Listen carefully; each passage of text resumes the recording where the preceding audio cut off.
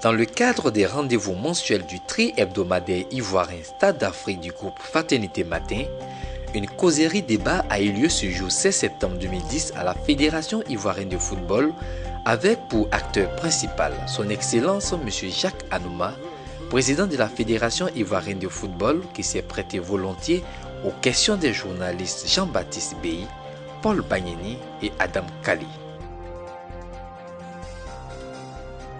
Cette causerie débat qui s'est passée à bâton rompu sans sujet tabou a permis aux uns et aux autres de pouvoir s'exprimer sur des sujets d'actualité, mais surtout a permis à M. Jacques Anouma d'étayer l'opinion publique sur des sujets virulents comme les réformes entamées au sein de la Fédération ivoirienne de football, la santé de la ligue professionnelle, les élections futures qui nourrissent la plupart des discussions sportives. Après les formalités d'usage de part et d'autre pour situer le cadre de cette causerie débat, les invités de M. Anouma ont bien voulu s'attarder sur son bilan à mi-parcours. Mais après 8 ans, j'assiste aussi à des débats beaucoup contradictoires. Il y en a qui disent que le bilan est positif, d'autres qui disent que c'est complètement négatif. Sur quoi ils se basent pour dire ça? Est-ce qu'un bilan sportif ne se juge qu'au trophée?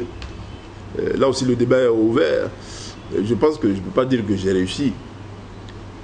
Mais je ne peux pas dire aussi que je n'ai rien fait, ou mon équipe n'a rien fait. Ceux qui disent ça, je pense que ce n'est plus maintenant un bilan sportif qu'on fait. Ça devient maintenant des problèmes de personnes. La Côte d'Ivoire est indépendante depuis 50 ans. Depuis 50 ans, jusqu'à il y a 4 ans, on n'avait pas participé encore à un mondial qui est le sommet du football mondial. Donc y participer déjà pour la première fois et ensuite avoir réussi l'exploit de le faire une deuxième fois consécutivement, je pense que ce n'est pas négatif. J'ai beaucoup de chance par rapport à vous de voyager à travers le monde, que ces deux participations et le niveau aussi auquel le football ivoirien se trouve aujourd'hui fait que la Côte d'Ivoire est mieux connue à l'extérieur. Et ça, ce n'est pas quantifiable. Voilà. Il y a des pays qui ont eu des trophées, mais qu'on ne sait même pas. Quand vous allez en Inde ou en Chine ou en Birmanie, on n'en parle même pas. Donc je crois qu'il y a des résultats qui ne sont pas quantifiables, mais qui donnent une image du pays, une bonne image. Aujourd'hui, je pense que la Côte d'Ivoire a une bonne image. Parce que je sais d'où nous venons et aujourd'hui je sais à peu près où nous sommes. Passer de la 80e place mondiale aujourd'hui à la 23e place, depuis 4 ans on est régulièrement bien placé, et ce n'est pas négatif. D'autres auraient aimé qu'on soit premier, mais c'est déjà pas mal. C'est déjà pas mal. Mais ça, pour moi, ça ne suffit pas. Voilà, ça ne suffit pas parce que, comme j'ai dit, le ballon roule. À côté d'une qualification à la Coupe du Monde ou à la CAN, vous avez le football local à organiser, vous avez des infrastructures à moderniser, vous avez des cadres administratifs, techniques à former. Donc, je ne pourrai jamais être satisfait de mon bilan. Mais je dis, je ne suis pas d'accord qu'on dise que ce bilan est complètement négatif parce que la Côte d'Ivoire n'a pas gagné de trophée. Aurait-on parlé d'industrie de sport en Côte d'Ivoire, vu les résultats satisfaisants et la position qu'occupe la Côte d'Ivoire sur l'échiquier international? Parce que quand on parle d'industrie du sport, ça veut dire que le football, ce n'est pas le sport en général, parce que là on parle de football. Si on parle d'industrie, ça veut dire que le football nourrit son homme. Ce qui n'est pas le cas aujourd'hui pour les athlètes évoluant dans le championnat local. Au plan international, nos joueurs n'ont pas faim.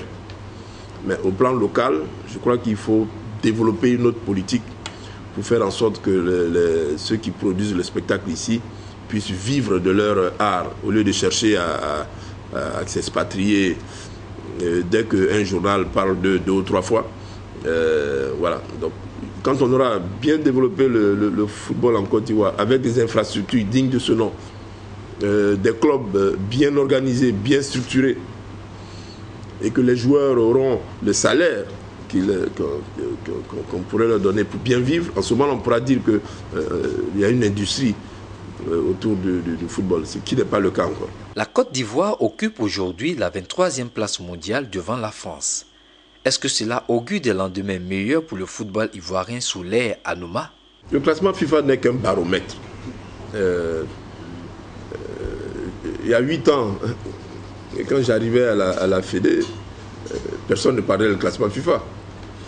Aujourd'hui, dès qu'on perd une place, ou qu'on perd 2 places, mais ça fait la une des journaux. Donc je veux dire qu'on a apporté déjà quelque chose au niveau du football. Ce résultat vient contredire un peu ceux qui ont minimisé notre victoire contre l'Italie. Voilà. Ça veut dire que cette victoire était nécessaire et que nous a fait du bien. Donc aujourd'hui, nous sommes classés 23e, 2e africain. C'est pas à négliger. C'est pas du tout à négliger. Vous savez, tous ces classements-là, peut-être vous ne voyez pas l'impact maintenant. Mais quand il va s'agir de faire des tirages au sort de la CAN en phase finale ou de la Coupe du Monde, ce classement-là a une grande importance parce que vous n'êtes pas forcément dans le dernier chapeau. Donc, c'est une importance. Donc, moi, je pense que ce classement-là, j'y tiens parce que ça permet de voir un peu la progression que nous avons faite depuis notre arrivée à la tête de la fédération. L'équipe nationale avec ou sans Didier Drogba, que pensez-vous de cette attaque? Je ne suis pas trop d'accord avec vous parce qu'on a quand même perdu des matchs avec Didier. On a gagné des matchs sans Didier. Si vous vous rappelez bien, le premier tour éliminatoire du mondial, on a pratiquement fait 6 matchs, sinon plus, sans Didier. Malgré ça, on s'est quand même qualifié. Donc, il ne faut pas minimiser les autres joueurs. Didier ne sera pas là tout le temps. Voilà. Et il n'est pas là tout le temps. Donc, moi, avec ou sans Didier, moi, je considère que ceux qui sont là doivent prendre leurs responsabilités et puis nous assurer les résultats. Que pensez-vous de la constitution actuelle de l'encadrement technique de la Côte d'Ivoire?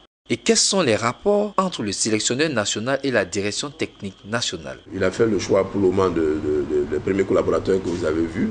Peut-être que ça va évoluer. Mais pour ses débuts, il a préféré s'entourer de personnes qu'il connaît. C'est important, vous savez, quand vous êtes chef, un regard, une complicité, c'est important quand vous avez des décisions à prendre. Il ne faut pas prendre quelqu'un avec lequel vous n'avez jamais travaillé, qui ne connaît pas votre philosophie de jeu, qui ne connaît pas votre mentalité, qui va venir peut-être pourrir l'atmosphère dans le groupe. Ça aussi, il y a eu quelquefois des choix malheureux. Mais bon, moi je respecte ses choix. Il a confirmé l'entraîneur des gardiens, qui est quand même quelqu'un de connu sur le plan international. Et il a préféré faire venir avec lui, sur le plan physique, pour la préparation physique, l'un de ses maîtres avec lequel il a déjà travaillé, quelqu'un qui est très connu aussi mondialement, malgré son âge. Il est très respecté. Il est très respecté dans le monde du football en ce qui concerne la préparation physique. Donc, ces joueurs-là ne viennent pas, parce que j'ai vu qu'on avait parlé de l'âge, par exemple, du préparateur physique. Mais ils ne viennent pas en équipe nationale pour apprendre, pour avoir la condition physique. Comment vous voulez qu'en 4 jours de préparation, on donne la condition physique à un joueur? Non, ils viennent préparer. Les 4 jours, c'est juste un maintien en forme, et puis après, ils vont jouer. C'est comme un entraîneur national. Il ne va pas apprendre un sélectionné à amortir un ballon, à shooter un corner. Parce que le temps ne suffit pas. Les joueurs arrivent lundi, la préparation commence mardi, ils jouent samedi. Ça, c'est pour les matchs officiels, mais en match amical, vous commencez lundi, la préparation, et vous jouez mercredi. Qu'est-ce que vous voulez apprendre? Quelles conditions physiques vous voulez donner à quelqu'un en 24 heures et demie? N'oubliez pas que ces gens viennent de grands clubs et il faut savoir doser la préparation physique, ce qui n'est pas le cas forcément de nos préparateurs physiques ici, qui n'ont pas encore l'expérience de ces personnes-là. Il n'y a pas de honte à cela. Il y a beaucoup d'Ivoiriens que nous sommes en train de former aussi sur le plan pour prendre la relève. La preuve en cadet, en junior et en minime, ce ne sont pas des expatriés qui sont là-bas, ce sont des Ivoiriens.